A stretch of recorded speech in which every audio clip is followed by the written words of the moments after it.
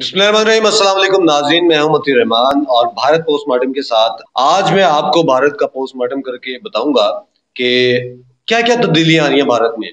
और इंडिया जो कि सेकुलर कंट्री कंसिडर किया जाता है और ये कहते हैं कि हम सेकुलर कंट्री हैं, वहां पर एक बिल पेश किया जा रहा है जिसका नाम है एंटी सेकुलर बिल।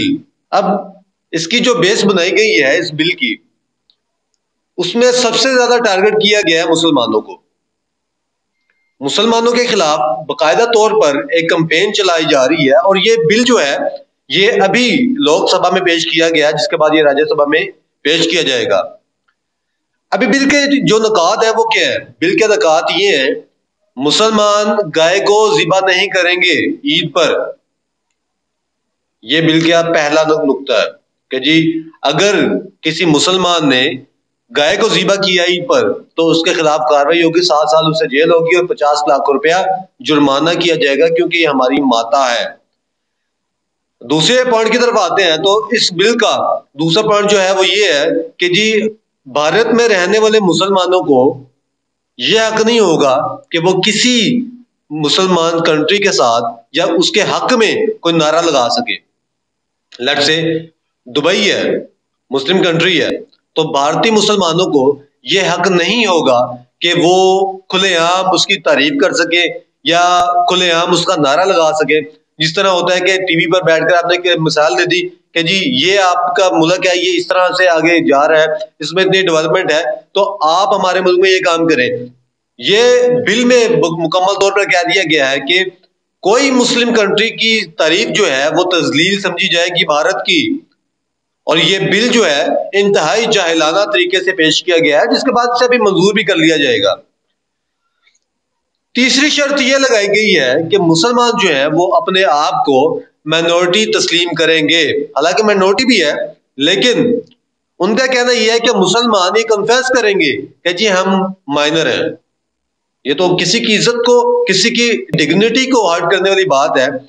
आपको पता है कि एक चीज माइनर मिनॉरिटी में है, लेकिन आप फिर भी उन पर यह शर्त आयद कर रहे हैं कि आप अपने दिल से ये करार करेंगे, जैसे आप कलमे का इकरार करते हैं, आप दिल से करार करेंगे कि जी आप माइनॉरिटी में हैं। फिर आ जाते हैं जी इसके अगले नकात की तरफ। इन्होंने ये इस बारे में बयान कर दिया है, बिल में पेश किया गया है कि जी मुसलमान जब शादी करेंगे तो मुसलमानों को सिर्फ एक शादी करने की इजाजत है, मुसलमान दूसरी शादी नहीं करेगा। अब ये भी बड़ी एक अजीब सी बात जो है वो उन्होंने बिल में ऐड की है कि जी मुसलमानों को तो 4 शादियों की इजाजत है, लेकिन इन्होंने ये शर्त लगा दी है कि जी मुसलमान जो है वो सिर्फ एक शादी कर सकता है। अगली शर्त इनकी ये है कि मुसलमान किसी हिंदू लड़की के साथ शादी नहीं कर सकता या कोई हिंदू लड़की मुसलमान के साथ शादी नहीं कर सकती।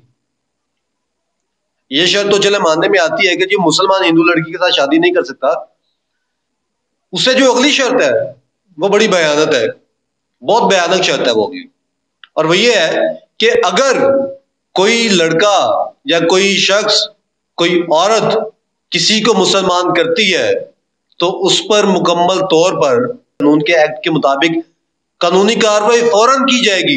भारत में कुछ केस हुए जिसमें लोगों को मोहब्बत हुई एक दूसरे के साथ, कुछ लड़कियां मुसलमान हो गई, कुछ लड़के मुसलमान हो गए, तो इस कॉन्सेप्ट को ही खत्म कर दिया उन्होंने कि अगर कोई लड़की मुसलमान होती है किसी लड़के के मोहब्बत में तो उसे फौरन जेल भेज दिया जाएगा। और यही नहीं कि उसे जेल भेज दिया जाएगा, उसके माँ बाप को भी अरेस्ट कर लिया जाएगा। तो एक शेमफुल एक्ट जो है वो पेश किया गया है, जिसे अभी तक इन्होंने ओपन नहीं किया, लेकिन ये एक्ट जो है ये लोकसभा में पेश किया गया, जिसके बाद ये राज्यसभा में पेश किया जाएगा। और नरेंद्र मोदी की एक बहुत बड़ी चाल है ये मुसलमानों के खिलाफ। आप मुसलमानों को इस हद तक डिग्रेड कर रहे हैं कि जी कोई अपनी मर्जी से शादी नहीं कर सकता दूसरी कोई। और बच्चों के हवाले से बात की जाए अगर, तो उसकी जो 7वीं या 8वीं क्लॉज है उसके अंदर ये लिखा गया है कि जी बच्चों के खतने करने के लिए, आम जो रवायती तौर पर हमारे यहाँ होता है कि बच्चों के जब खतने होते हैं जो उस पर देग वगैरह बांटी जाती है, तो उस पर भी इन्होंने इतराज उठाया कि बच्चों के खतनों पर कोई इस किस्म का कोई काम नहीं होगा। उसके अलावा मिलाद के हवाले से 12 रबीउल अव्वल के मिलाद के हवाले से भी एक बड़ी इन्होंने शर्मनाक बात की है, और वो ये है कि मिलाद अगर किसी ने करवाना है तो वो सिर्फ अपने घर के अंदर करवा सकता है, कोई सड़क बंद नहीं होगी, कोई मस्जिद जो है वो रात तक नहीं खुली रहेगी। जिसने मिलाद करवाना है वो सिर्फ अपने घर तक ही करवा सकता है। घर में बेशक 50 बंदे आते हैं या घर में 2 बंदे आते हैं, घर से बाहर कोई नहीं निकल सकता। इसके अलावा मुसलमानों को अगर कोई नौकरी लेनी है तो उनको सबसे पहले ये प्रूव करना पड़ेगा कि वो यहाँ के जो है, भारत के जो है वो मुसलमान हैं, और उन्हें अपनी सिटीजनशिप जो है वो प्रूव करवानी पड़ेगी।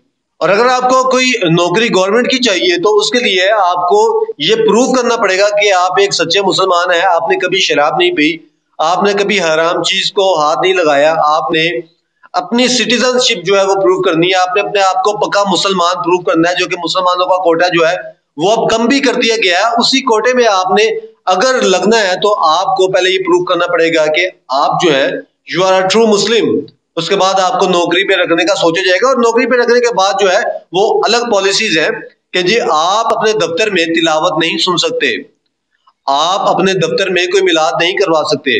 अगर आपके इर्द गिर्द 10 हिंदू हैं और आप अकेले मुस्लिम या 2 मुस्लिम हैं तो आप वहां पर नमाज भी नहीं पढ़ सकते, आप किसी के साथ सलाम नहीं कर सकते, आप ईद पर या शबरात पर या किसी भी इस्लामी त्यौहार पर आप अपने आप को प्रेजेंट नहीं कर सकते।